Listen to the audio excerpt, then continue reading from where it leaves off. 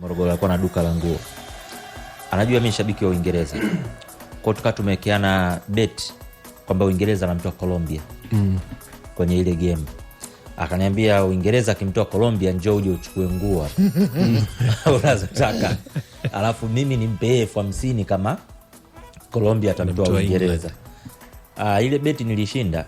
Nakumbuka penalty ya mwisho ilipigwa na Dyer. Eric Dyer. Ilipigwa na Dyer, akanihakikishia nikaenda kubeba jinzi zangu kadhaa nikapumzika. Kwa Dyer tangu wakati huo kwenye tuta. Unamwamini? Namwamini vibaya. Sasa usimuona tutaraja anavyopiga. Wewe una sababu ya kumwamini. Vibaya mno. Bana USG wakichezea kichapo cha nyumbani dhidi ya Newcastle United bana. Newcastle hata USG wakasema haiwezekani bana. Acha tuondoke na alama 3 ukifunga mabao 4-0. Anton Gordon. Ile Voltamed kafunga goli la kistriker. Nico Voltamed. Walitaka kumnyima ujue lile goli uje. Walitaka kumpa Tonali. Ingekuwa adhabu. Licha kwamba umemgonga lakini umebadili kabisa mwelekeo. Umebadili mwelekeo. Give it to him. Unless kama ingekuwa amegusa mtu wa timu pinzani tunasema bado inabaki kwa Tonali kwa sababu shot was on target. Lakini sasa mtu wa timu yake na mpira umebadili kabisa mwelekeo. Hapaswa kupewa. Arsenal na Olympiacos bana bao moja lilingangania muda mrefu. Kama muda mrefu wawekezaji wako na hofu kweli maana tu plus hamna hapa. Sema Gabriel Martinelli namna ambayo alifunga goli. Watu wengi wao wanakosa. Ule mpira ambao unagonga kwenye mambo unarudi. Utulivu aliokuwa nao kusubiri. Credit unajua kwa Martinelli ni nini? Martinelli hakutaka kuharibu goli la Gyökeres. Aliacha ule mpira. Na ni kwa sababu tu uligonga mwamba kurudi ndio maana akaona niumalizie, lakini awali alikuwa ameenda kumkinga beki asiuokoe ule mpira. Nimeona hicho kituko kwenye mechi ya Kaizer Chiefs kacheza ligi ya South Africa jana Kuna mwendazimu mmoja akataka kwenda kuugusa mpira ambao ulikuwa unaenda wavuni alafu alikuwa offside karibu goli. Jamaa mind. Ndio yale taratibu. Yani sio taratibu ule mpira yeye kaenda kugusa kwenye mstari. Anataka kufunga. Alafu alikuwa amezidi. Kwa hiyo ile goli likakataliwa. Kwa hiyo alichokuwa anakifanya jana Martinelli alienda kwanza kumgadi ule mlinzi kwa sababu ule mpira ulikuwa na kasi ya kuvuka mstari. Lakini alihakikisha kwamba naye hapitilizi. Kwa hiyo ule mpira uvogonga tu mwamba. Yeye akawa kwanza kuchukua ile rebound. Mikel Arteta anamwambia Berechieze tulia kidogo, tulia. Martin Odegaard huyu hapa. Alafu Martin alikuwa na mchezo mzuri sana na hata dhidi ya Newcastle. Na nafikiri sijui ila inawezekana ikawa hivyo. Labda ujio pia wa Berechi umemfanya pia Odegaard I need to step up. Lakini hicho anachokifanya pia inaweza isiwe hivyo kwa sababu sio mara ya kwanza kumuona anacheza hivi. Nafikiri msimu wa Nachala msimu wa jana, msimu wa juzi, msimu ule ambao alifunga magoli 15 bila moja tambo ilikuwa la penalty nafikiri. Na ni penalty goals. Nafikiri ule msimu ule kwa mtu uwezo ukasema labda Odegaard anafanya hii performance ya sasa hivi ni kwa sababu ya Ebery ametoa klabuni. Yes, inaweza ikawa imempush kiasi fulani. Lakini tushawahi kumuona na performance bora sana hata misimu miwili mingine iliyopita. Kwa nafikiri Arsenal wanahitaji watu wote wakiwa fit wote katika ubora. Na mimi sasa hivi mashabiki wa Arsenal wanaangalia timu yao alafu wanaangalia benchi wanatikisa kichwa wasema yes tuna benchi ambalo ni nzuri. Na mimi sasa hivi kila mtu akipona imagine Gabi Jesus anapona, Kai Havertz pia anarejea. Arsenal wanakuwa na squad ambayo unauliza maswali magumu unajua. Mimi kati ya wachezaji ambao nawakubali mmoja wapo ni Gabriel Jesus. Dhidi ya low block. Yani unahitaji silaha dhidi ya timu inayopa kibasi Gabriel Jesus. Jinsi anapokea mpira kwenye tight space alafu anavyo dance around yani kushoto maana kaenda kulia quick fit. Nafikiri kila mtu akiwa fit ukiangalia safu yao ya ulinzi katika kila position kuna wachezaji wawili katika kila position. Safu ya kiungo ya Zubimendi sasa hivi anavyocheza, Declan Rice kila siku. I don't know. Msimu huu na ndio maana kila mtu anawekea hayo matarajio. Ukiulizwa lazima msimu gani tena kama sio huu? Kama sio huu kwa sababu hata ukiangalia kwenye Premier League mechi 6 ambao wamecheza wamevuna alama 13. Na tayari wameshacheza na City, na Liverpool, na United na Newcastle. Inawezekana shida isiwe hivyo. Unajua hata msimu uliopita Arsenal walikuwa unbeaten dhidi ya Big 6 wale wote traditional Big 6. Hakuna ambaye alimfunga. Issue ilikuwa hawa mimi nawaitaga wa mto ngerengere hawa wadogo hawa ndo wanametea. Akiweza kuwatandika hawa anakuwa sehemu nzuri sana. Kwa sasa hivi atakuwa anaangalia je anaweza akaenda na miguu yote miwili Champions League na Premier League. Pengine na Carabao na FA. Kwa ukubwa wa kikosi uliokuwepo Unaweza ukasema sasa hivi kwenye Carabao labda akina Miles Skelly, kuna Ben White, Kepa akiwa golini anajitosheleza pale. Unaweza ukaanza kuchagua sasa kati ya Mosquera sijui nani atakayekuwa anacheza. Umemwona alicheza mechi kubwa tu nzuri na anacheza vizuri. Kwenye kiungo Nogard walimsajili bado, na Nwaneri mbele kule ndo utajiri muongezeka. Madueke nafikiri atapona, atarejea wakati, maana kaumia yeye, Saka yupo pindi kile. Unajua wakati ameumia Saka unaanza kujiuliza inakuaje kama hivi. Kwa hiyo kila mtu akiwa fiti, nafikiri wana kikosi ambacho kinatosheleza kwenda vizuri sana miguu yote miwili kwenye mashindano yote. Bwana, sawa. Nyumbani kwa Barcelona kulikuwa kuna kazi. FC Barcelona na PSG katika siku ambayo wakihesabika tena kwa idadi nzuri tu, nyota wa kikosi cha kwanza muhimu kabisa wa PSG wakikosekana, Ousmane Dembele akikosekana, Viche Kvaratskhelia, Desire Due, Marquinhos katika safu ile ya ulinzi, lakini haikuwa tabu kwa PSG ambao walifanikiwa kuibuka na ushindi wa mabao 2-1. Ferran Torres akiweka matumaini hai ya Barcelona dakika ya 19 kabla ya Seni Mayulu kufunga bao dakika ya 38. Babu dogo huyu miaka 19. Nyota wanakosekana, anapata nafasi na anauweka tena. Alifunga goli la 5 kwenye Champions. Nikaona kana matatizo. Kwanza kwenye game ya Inter pale kalivyoingia nikaona kana matatizo. Watu wanawatroll sana basi, wanaambia ninyi mnafunguaje na mchezaji anaitwa Mayulu. Bwana, mabao yote ya PSG yakitengenezwa na mabeki wa pembeni. Nuno Mendes na Achraf Hakimi, bao la Goncalo Ramos dakika 90. Wale wawili I say hapana, they are too much. I mean, wote wakishaanza zile safari, sio kwamba hakuna mchezaji ambaye azuiliki duniani kwanza by the way, lakini wakishaanza zile safari zao za kutoka nyuma kwenda mbele inabidi ufanye kazi kweli kuwazuia. Athleticism, power, technical ability, the way wanavyo drive na mpira na hata bila mpira. I mean, Nuno Mendes akishapokea mpira ukimruhusu tu cut inside ingie ndani, it's a problem, ni tatizo. Anafungua ile booster yake, yani ngumu kumstop. Alijaribu Frank de Jong foul ile, ana bahati yellow card, and then akafanya mara pili ndo akamtengenezea Mayulu.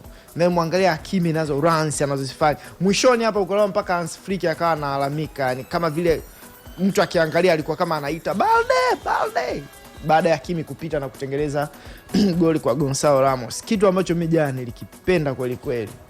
Timu zote mbili zilikuwa zinafanya pressing, high press, na timu zote mbili zilikuwa zinafanya high line, jinsi wanakabia juu. Lakini kwa nini ilikuwa inaonekana vyote wanavyofanya vinakosa ufanisi? Licha ya kwamba pressing ya PSG ilikuwa nzuri, pressing ya Barca ilikuwa nzuri, high line timing ya PSG ilikuwa nzuri na Barca nzuri, kila kitu kilikuwa perfect. Lakini kwa nini zilikuwa zinaonekana zina ufanisi? Ni kwa sababu aina ya wachezaji waliokuwa wanahusika. I mean, ukikabiliana na high press unahitaji wachezaji ambao wenye sifa mbili, wazuri kwenye dhidi ya press, yani press resist, anaweza kupokea mpira sehemu yoyote akatoka, alafu na ball carriers. Barca wanao, PSG wanao. Ukiweka high line, silaha yake kubwa ni nini? Unahitaji best runners na best passers, watu ambao wana time runs vizuri na wanapasia vizuri. Barca wanao, PSG wanao.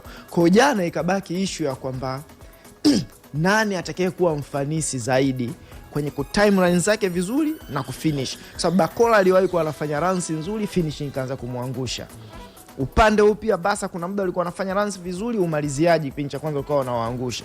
Kwa hiyo yani ilibaki tu ni ufanisi, lakini kila mtu kuna muda inafika anasema hawa makocha ina maana ndo ameamua kujilipua, kwa sababu Luis Enrique lazima atakuwa alikuwa anajua Barca kuna watu wanaopiga pasi vizuri na runners wazuri. Hans Flick naye lazima alikuwa anajua PSG wana runners wazuri na passers wazuri.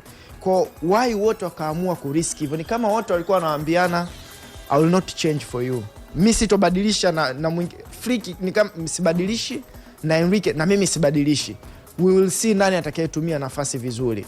Kwa ukiwa kama neutral ni game tamu sana kuiangalia, lakini ukiwa mshabiki wa timu moja wapo unashikilia roho, kwa sababu unajua hapa muda wote unaruhusu goli. Barca kidogo mimi wali disappoint kipindi cha pili. I don't know, inawezekana labda walitanki lilisha mafuta. Niliona kabisa hata pressing yao kidogo ikaanza kuwa ina shake kidogo, distances zikaanza kuwa kubwa. Ukicheza na timu ambao wana wachezaji mafundi machezaji mafundi siku zote ukiwapa muda nafasi kwenye mpira unajipa matatizo, kwa sababu distance zikaanza kuwa kubwa, mstari wao wa ulinzi uko juu, mstari wa kiungo umejiachia na mstari wa ulinzi, kwa kuanza space zinafunguka kwa Canlin pamoja na Vitinha. Vitinha alianza mechi sio vizuri, hata pasi aliyoipoteza ikaelekea goli. Baada ya kukaa vizuri sasa kurudi mchezoni ilikuwa ngumu kweli. Baada katika mechi ambazo walikuwa na uhakika nao bana zitatoa GG. Hapa. Kweli haikuangusha. Haikuangusha bana. Sema mashabiki wa basi wengine wanashukuru. Ingekuwa zaidi? Kama wale wengine wale wangekuepo. Bana ingekuwa nzito. Wenyewe watakupa utetezi na wenyewe na majeruhi, lakini ukweli waliokosekana kabisa kwenye mechi wa Barcelona ni wawili tu, Yohan Garcia na Rafinha, kwa sababu Balde alicheza PSG ni heavyweight wamekosekana. Mimi hata nilikuwa na mtip Barca kushinda kutokana na injury ambazo kwa nazo. Lakini imekuonyesha picha tofauti kwamba bado ni PSG wako vizuri. Ni wale Barca. Na unajua PSG kwa mtazamo wangu mimi sijajua na wengine watakuwa na feel vipi. Lakini unajua arguably PSG wanaweza kawa na wachezaji, ukimtoa aliyetoa tuzo ya mchezaji bora wa dunia, for me waliotoa assist wote kwenye mchezo wa jana ni best kwenye position zao. Ndio. Ni best, yani hakuna argument kwangu mimi. Hakimi kulia, Nuno Mendes kushoto. Kwa hiyo unakuja unagundua kwamba kuna watu walikuwa wanakosekana, lakini kumbe ukitizama kwenye baadhi ya maeneo mengine kuna watu ukiwatizama unaona kabisa hivi ana competition kweli ya karibu huyu, hivi huyu ana competition pia ya karibu, unagundua. Kwa hiyo ukweli kuna uwekezaji fulani ambao El Khelaifi kaufanya sasa hivi unaanza kujitofautisha kiukweli. Yaani unaona kabisa mwalimu ametengeneza timu ambayo pengine inaonekana haitegemei sana wachezaji, lakini hata wanapokuwa wanakosekana baadhi, kuna watu mashine kweli kwenye ile timu wapo, afu unasema kila mtu anatamani kuwa na mchezaji kama yule kwenye ile position. Kila mtu anatamani kuwa na fulani kwenye nafasi ya eneo fulani uwanjani. Bana sawa. Kwa hivyo ngoma ikawa hivyo. Ushindi kwa PSG wakilaza Barcelona kwa mabao 2-1. Tuenzetu kwenye mechi nyingine, Dortmund wakishinda nyumbani kwa mabao 4-1 dhidi ya Athletic Club Bayer Leverkusen. Kama anakuwa serious sasa hivi. Mimi sikutegemea kwa Bilbao. Sio kwamba sikutegemea wanafungwa, lakini kwa hiyo idadi, kwa sababu ni moja ya timu ambazo zinazuia vizuri. Kwa hiyo kuruhusu magoli 4 imekushangaza, imekushtua? Imenishangaza. Nijua anaweza akafungwa maybe 1-2, 2-1 something like that, lakini 4 sasa hivi unajua Karim Adeyemi na Girassi wanakuwa kama some sort of a problem, inakuwa some sort of a problem kwa vilabu vingi. Mimi niliangalia Dortmund kwenye mechi dhidi ya Juventus, kagundua sasa hivi kiasi wako serious. Kiasi wako serious. Hata mechi jana nilikuwa naamini wanaweza kushinda. Kwa kama nilikuwa nafanya uwekezaji ningemwamini hivi. Kwa nini yani, au ndio katokea Afrika labda umri wake ndo na hivyo anakaribia kwenye 30 na watu wachukulia poa ninapokuwa kwenye issue ya center forward kwa Serhou Guirassy. Kuna hizi tetesi nimewahi kuona hapa hivi karibuni kama anahusishwa na Barcelona. Serhou Guirassy bwana, moja kati ya vitu ambavyo unaweza kusema nadhani ni hiyo. Hamna sababu nyingi sana za kimpira ambazo zinaweza zikamuondosha yeye kwenye miongoni mwa washambuliaji ambao unaweza kutamani kuwa nao kwenye timu. Zaidi ya hizo ambazo unazizungumza. Sometimes unafikiria ndio inabaki kwenye sio, labda mwingine atakwambia age, mwingine atakwambia uraia wake na mambo mengi. Serhou Guirassy nachoamini angekuwa ni raia wa Ufaransa, as we are speaking, maybe angekuwa anatamaniwa na vitu vingine na vilabu vingine, na angekuwa national team ya Ufaransa. Na angekuwa national team. Yaani kazi yake kubwa ni nini? Kufunga magoli. Ndio. The guy hawezi akakatiza mechi 2 bila kufunga. He score, anafunga. Yule mwamba alipiga hat-trick nafikiri dhidi ya Barca msimu uliopita.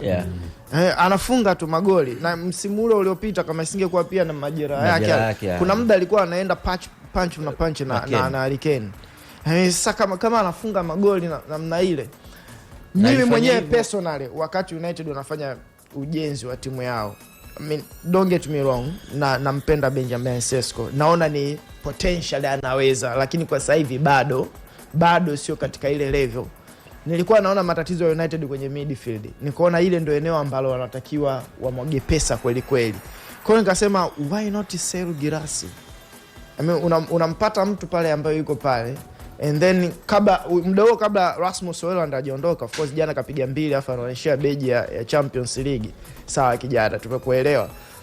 Nilikuwa naamini kwa Serhou Guirassy alafu unaondoa pressure Rasmus Hojlund, yuko chini yake. And then uwekezaji wote unaenda kuifanya kwenye midfield. Kwa sababu imetoka takriban euro milioni ngapi? 70. Euro milioni 70 80 sijui kama paundi milioni 60 na kitu. Kwa hiyo ingekuwa maybe kwenye midfield alafu siamini kama Dortmund wangehitaji labda paundi milioni 90 70 80 sije kwa Serhou Guirassy, ambayo ingekuwa ni ya kawaida. Tuna mtu ambaye angekuwa afungia magoli. Mtu mwingine akwambia usiwaamini wachezaji sana kutoka Bundesliga. Yes, naelewa. Inatokea hiyo. Lakini hata huyo Sesko kwani katokea wapi? NBC Premier League.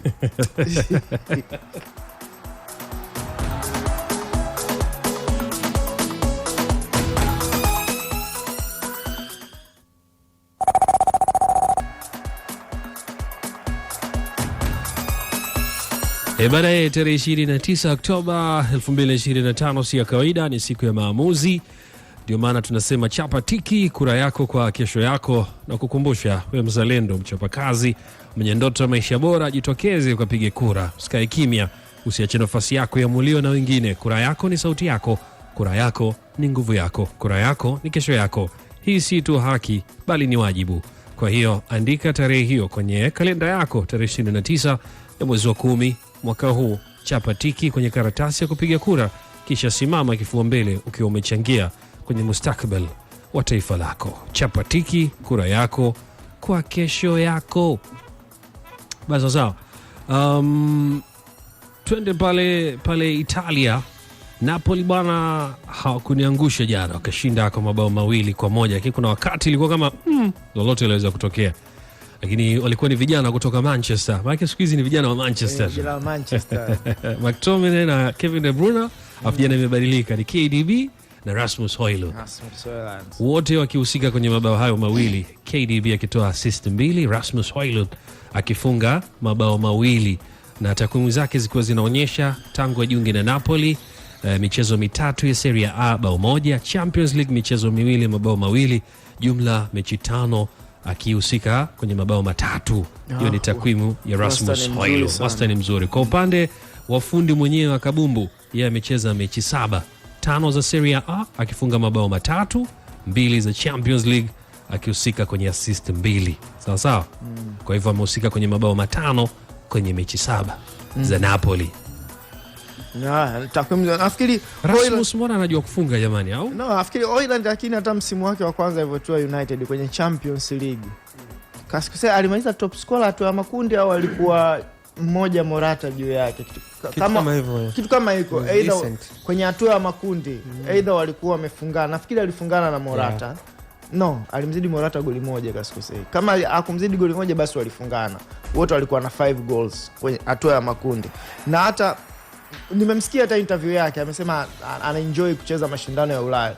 Hata msimu uliopita ule mwingine ambao United wana struggle, bado kwenye Europa alifunga magoli mangapi? 2 sijui 3.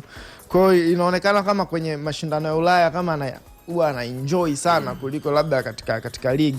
Kitu ambacho mimi natamani kuona kwake ni consistency, ule muendelezo, kwa sababu the profile iko pale. Ana speed, ana nguvu. Tufuta anaweza akafunga kwa miguu yote. Hata United magoli mengi hapo ambayo afunga kwa mguu wa kulia.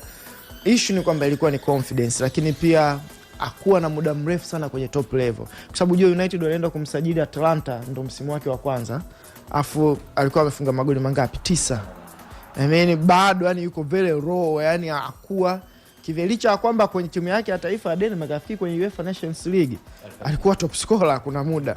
Kwa hiyo mpaka anaqualify kwenda Euro alikuwa ni moja kati ya waliofanya vizuri. Kwa hiyo nafikiri akiwa fit endelee kucheza chini ya kocha mzuri Antonio Conte. Kwa hawa wachezaji ambao mimi naamini wenye umri mdogo, mazingira watu wanachukulia poa. Mazingira is everything. Sehemu ambayo unajua hiki ndicho ambacho mimi nahitajika ukifanya, kocha anahitaji hivi, kila kitu kipo settled, kiko planned kila kitu, and then unaanza kucheza kuonesha quality yako ni nini. Lakini ukiwa katika sehemu ambayo hujui nini kinachotakiwa kutokea na pressure inazidi kuwa kubwa sana. Mimi unaiheshimu Napoli, lakini Napoli unaweza kucheza mechi 3 hujafunga goli alafu isiwe story.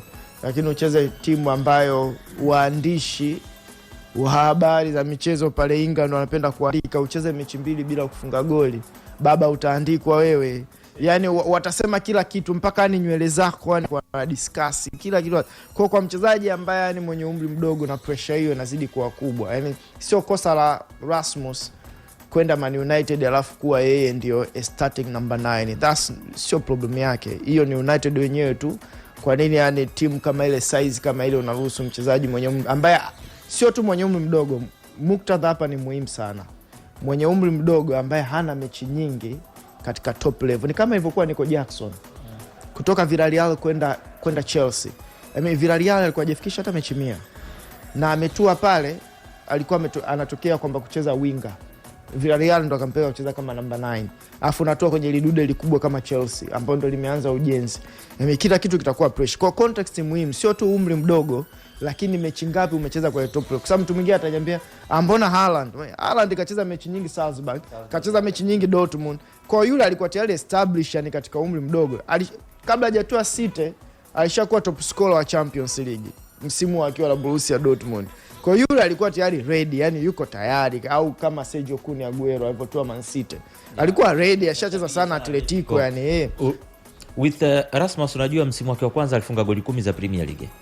Na kila mtu alikuwa anamsifia namna ambavyo anaweza akatafuta channels, mikimbio yake anafika, lakini sometimes iko indicated kwamba anaweza kufunga zaidi, lakini Garnacho pamoja na Rashford wanacheza nayo walikuwa hawamwekei hiyo mipira. Wanafikiria zaidi kufunga kuliko kumtengenezea.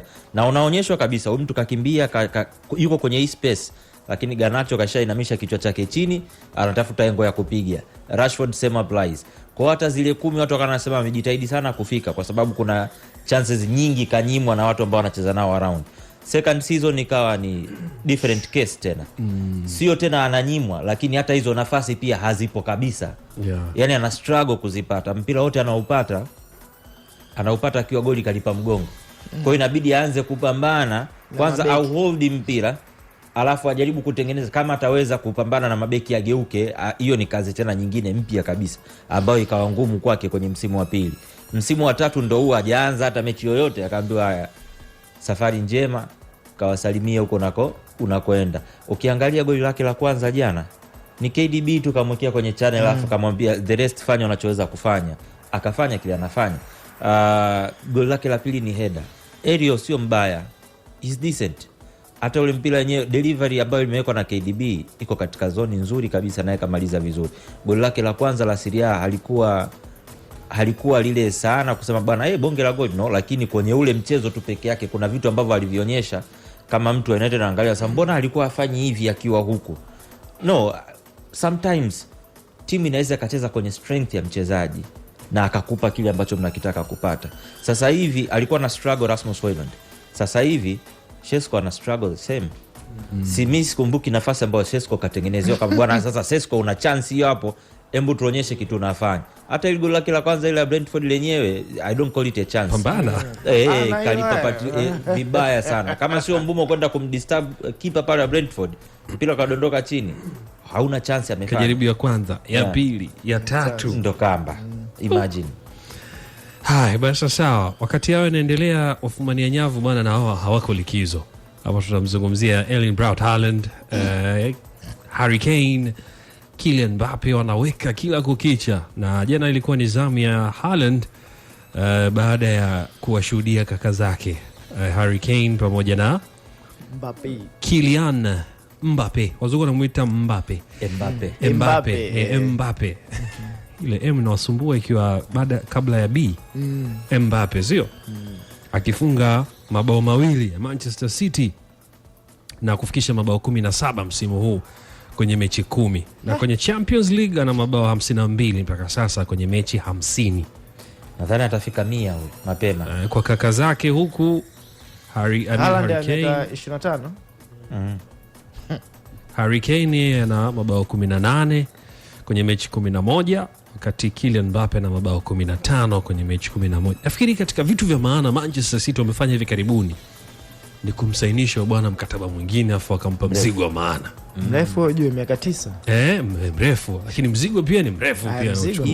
Hivi nadhani Puma nao watakuwa wamehusika. Hapo lazima. Lazima. City sio kuna Puma? Wako nao.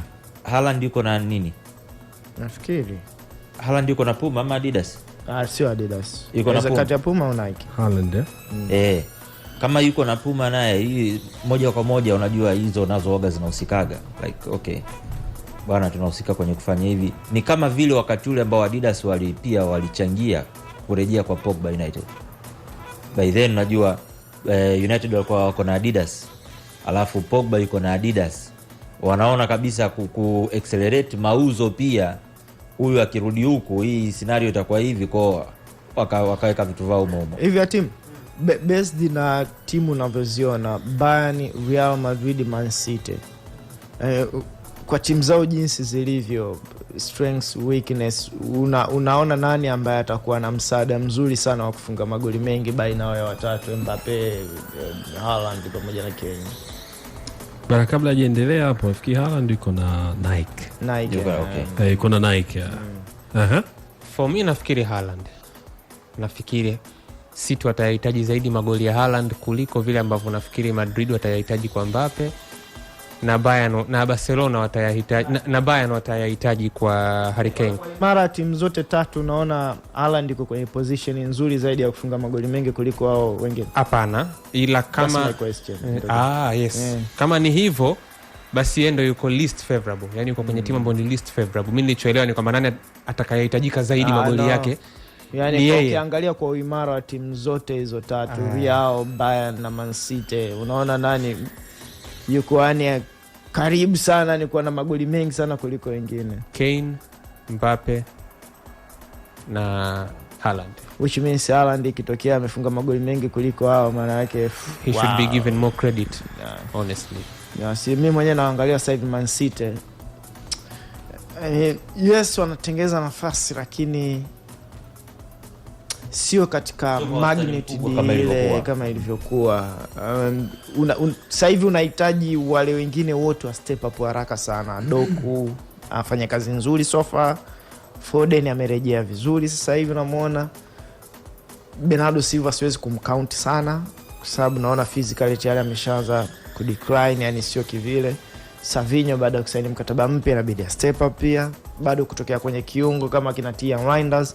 Akipona Ryan Cherki, nafikiri Ryan Cherki kwenye final third ni one of the best katika kupiga pasi za mwisho miguu yote miwili. Kwa atahitajika naye kuwa na game nzuri kwa sababu una imagine Bayern mechi yao hiyo iliyopita ya Champions League, Kane amecheza kwenye namba 10 na Nico Jackson kwenye namba 9. I mean anaweza akafanya vyote, yani cheza kwenye 10, anaweza akacheza kwenye 9 vile vile, anafunga na kutengeneza. Leo mwangalia Mbappe sasa hivi virtually every game, karibia kila game sasa hivi anafunga, na kama kuna combination pia imeanza kutengenezwa baina ya Mbappe na Arda Güler.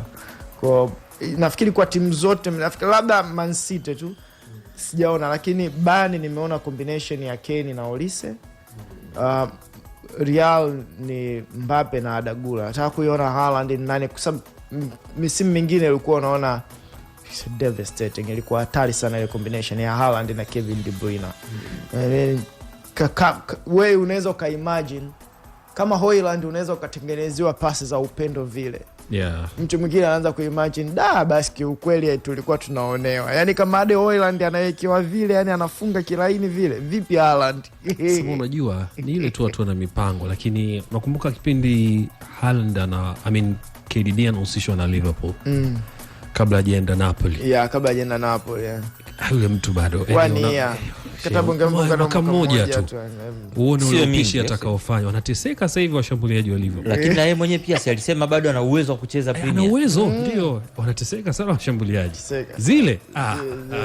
Alafu unamweka mbele pale nani, Bwana Isaac? Sasa kama maana unajua sasa hivi discussion ambayo mimi nimeiona jana mitandaoni especially Twitter ni kwamba watu wameshaanza kuzicheza zile clips, video clips za Trent wakati yuko Liverpool. Wanasema ujue kuna muda tulikuwa tunaona kitu ni sahihi. Wako wanasema tunamuona kweli Alisson muhimu, tunamuona Van Dijk muhimu, tunamuona Mo Salah muhimu. Kuna mtu akaliply pale akasema sasa hivi naanza kufikiria inawezekana Trent ndo alikuwa sababu ya Klopp kwenda punch na Pep. Possibly. Alikuwa anampa kitu kwa sababu Trent vyovyote unavyotaka wewe. Ukifanya low block anakumaliza. Ukifanya high press anaweka mpira. Ukiweka mid block pasi yake ni hatari kwa sababu mid block ukifanya ana runners wazuri Sadio Mane na Mo Salah. Ukiweka high press ni vile vile. Ukifanya vyovyote utakavyofanya kikili. Hii dhambi itatutafuna.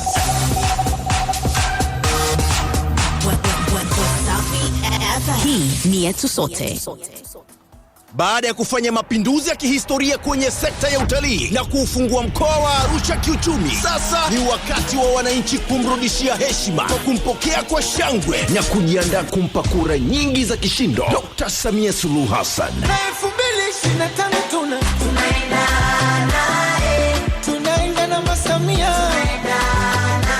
Tuandae vitambaa tumpepe na maua tumpambe, kwa sababu mama ameifanyia makubwa Arusha na anajipanga kuifanyia mapinduzi zaidi kwenye sekta ya kiuchumi zinazomgusa mwananchi moja kwa moja, ikiwemo ujenzi wa SGR kutoka Tanga kuja Arusha na mkakati wa kuboresha zaidi sekta ya utalii.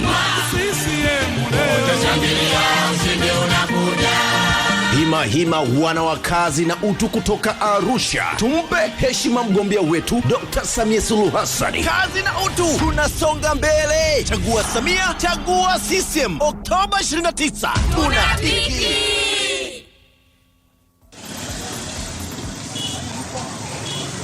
Oya we, mimi ni kijana wa bodaboda, mishe kwangu ndio maisha mzee. Sasa mishe bila amani na michongo ni uongo. Ndio maana mtu yoyote anayewaza kuvuruga amani simfagili hata kidogo. Oktoba 29 sifuati mkumbo, naenda zangu kutiki kwa mama mapema. Manake ameahidi kuendelea kulinda amani yetu, ameahidi kutupa bilioni 200 za mitaji sisi wapambanaji, na ishu ya bima kwa wote nimeikubali mzee. Kazi na utu, tunasonga mbele. Chagua Samia, chagua CCM. Oktoba 29 tunatiki.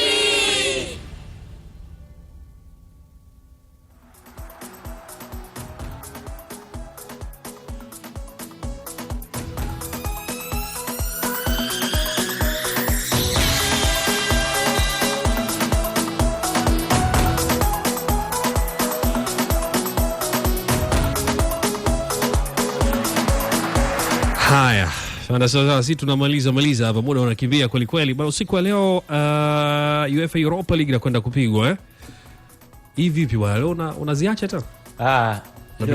Basi tutashare kidogo. Tujadiliane. Tujadiliane mzee mwenzangu hapa. Mapumziko ya jana. Jana hofu. Sio unajua vizuri wakati mwingine unaacha upepo upite. Unakaa nje kidogo. Utazama mambo yanavyokwenda. Safi. Bologna anacheza na Freiburg, mechi za saa 1 dakika 45. Hizo ndo nazikimbia. Hizi hizi za mapema. Au unaweza ukazitenganisha? Hapana. Taka kabisa. Hiyo au usikie saa 8. Biba mimi nakupa fundi mwingine, zitenganishe. Ziweke kwenye fungu lake.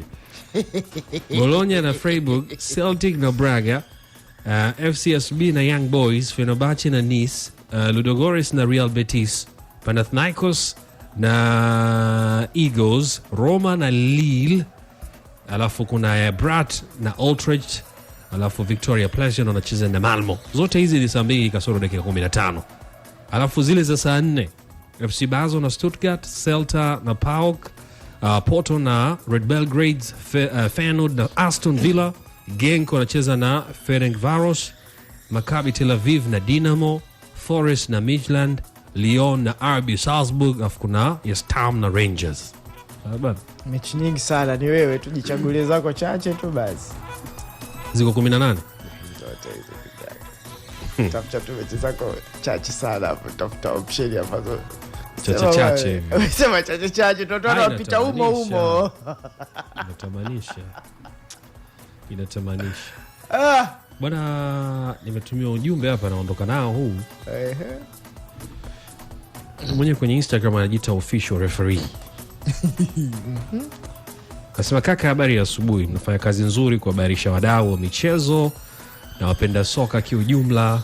Anasema unaposema dogso ni kuzuia nafasi ya wazi ya kufunga goli, lakini ili utoe kadi nyekundu kuna vitu vya kuzingatia ambavyo vipo 4. Anasema umbali, sahihi, umiliki wa mpira kwa maana ya control of ball, sahihi kabisa, ambavyo vyote viwili tayari viko in favor of number of defenders, sahihi kabisa, na direction. Sahihi, yupo sahihi. Vyote hivi vilikuwepo kwenye mchezo wa jana. Sasa inakuwaje ametoa kadi ya njano? Kwa sababu mchezaji wa timu jezi blue alicheza mpira, ndipo foul kwa mchezaji jezi nyeupe. Kikawaida kadi inashuka kutoka nyekundu na kuwa njano, sababu foul haikuwa reckless challenge, ilikuwa ni challenge the ball. Nadhani watu hawaelewi kuwa sheria iko wazi. Kiwa mtu anafanya careless foul kwenye dogso, ndo huwa inatolewa red card. Yuko sahihi kabisa. Ndo kama Kenjo kunajaribu tu kueleza kwamba yule intention yake ilikuwa iko kwenye kucheza mpira. Kuna mwingine hayuko kabisa kwenye position ya kucheza huo mpira, anajaribu tu kukuzuia wewe kupata hiyo nafasi ya kufanya kitu. Basi sasa official referee, asante sana kwa maelezo hayo. Asante Job Mbangile, Hatim Mwanaidi alikuwepo hapa, Jackson Sabaha na wengine wote waliohusika kwenye Sports Arena. Kwa niaba yao, mimi naitwa Ahmed Abdallah na nikushukuru wewe ambaye umetufuatilia kuanzia mwanzo mpaka hivi sasa tamati. Endelea kubaki na Wasafi FM, nikutakia siku njema.